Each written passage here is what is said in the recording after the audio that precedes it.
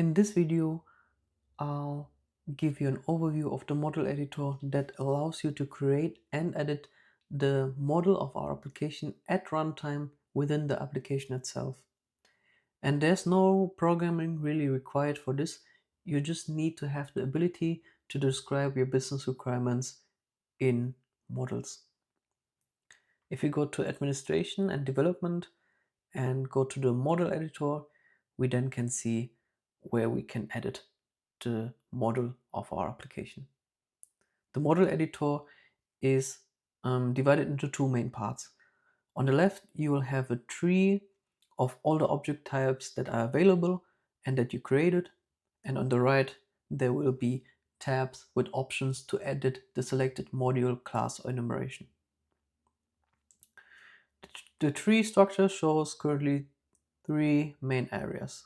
One is BPE for the business process engine that handles the workflow related to the process editor in here. One is, for example, the application that you created. In my case, it was first.app. And another one is TopLogic, where this contains all the standard types and modules that come with TopLogic. So let's open our module that we have in here. And we can see on the right, we have three tabs now. We have properties, attributes, and diagram. On the properties tab, we can edit the properties related to the selected element in here, which is in this case a module. And for the module, we can define a label in English and German, a description in English and German, and as well currently three customizations. One is a module display group, which determines where this module gonna appear in the type tree. So currently it is identified by its name. So first.app.purchasing. So it is structured under first app, and then it's gonna be purchasing. But if you want it to be in another part of your tree structure, you can customize it using the model display group. Another one is roles. Here you will define roles in the context of a module. And then another one is singletons, where you can create singletons of a specific entity and that are going to be related to a module. A use case for this would be if you want to create a tree structure, for example, and you have a root entity. So you would create a root instance of that root entity and define it as a singleton in here to later on use in your application. If we go to the diagram tab, we can then see a visualization of our selected module using UML. So basically, we can see all the classes and enumerations that are part of our selected module. In here, we also have the possibility to create enumeration and classes per drag and drop. So if I would drag and drop one class here and call it test, this would then create the entity test and also make it as a child of our module purchasing here. And then there's a new context window opening up once I selected the entity test, where then I can say I can specify inheritance connections to other entities in my module, or I can create composition connections, associations, or as well create properties. Or if I want, I could also remove this class if not needed, or hide this class so it doesn't show on my visualization in case I have a very large module with a lot of classes, a lot of associations and inheritance, and I want to hide certain parts to make it more visually appearing. I can do that as well, like so. And then if I want to show all hidden elements, I can click the I button in here and it will pop up again. But for now, I will delete this class. When selecting a class, we can see the properties view again. Here we have the possibility to define the label and description and customizations as well. But we also have the possibility to say whether this class is abstract or final. The customizations are a bit more comprehensive than the one for the module. We have more options for here, and this will basically allow us to customize the entity itself, meaning each customization that we define in here will be affecting all the instances of our entity, in this case, all instances of our entity order. One that I already defined in here in this example is tail ID column. And this will basically set the ID column of tables representing objects of this type. So whenever we see we have a selection of different orders, we will see only the number of the orders, and each order will be identified by their number. But we can also define further customization. We have a lot of options here, and one of the most important ones is the form definition. Yeah, the form definition is an annotation that will help you build a formula to represent this structure in a form. So if we open this editor, we can then see we have some different tools available to us, and we have a list of all the attributes that we can drag and drop as we please into our form. So basically we can group certain informations of this order. We can create different tabs in case we want to have that. And yeah, we have a lot of possibilities to customize our form. But more on that on another video.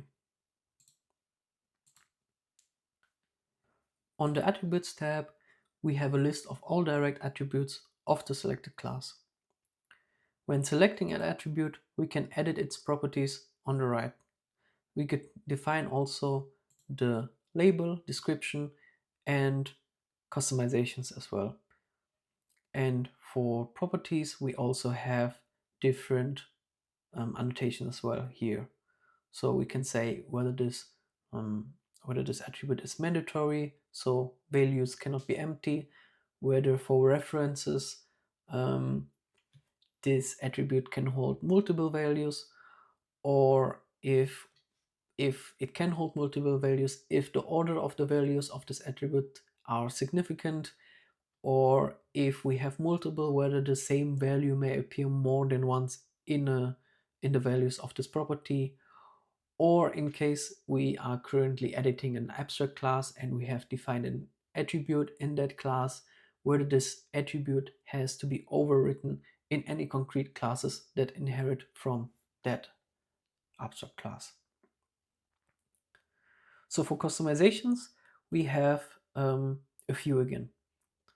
And these will then be only active for the selected attribute.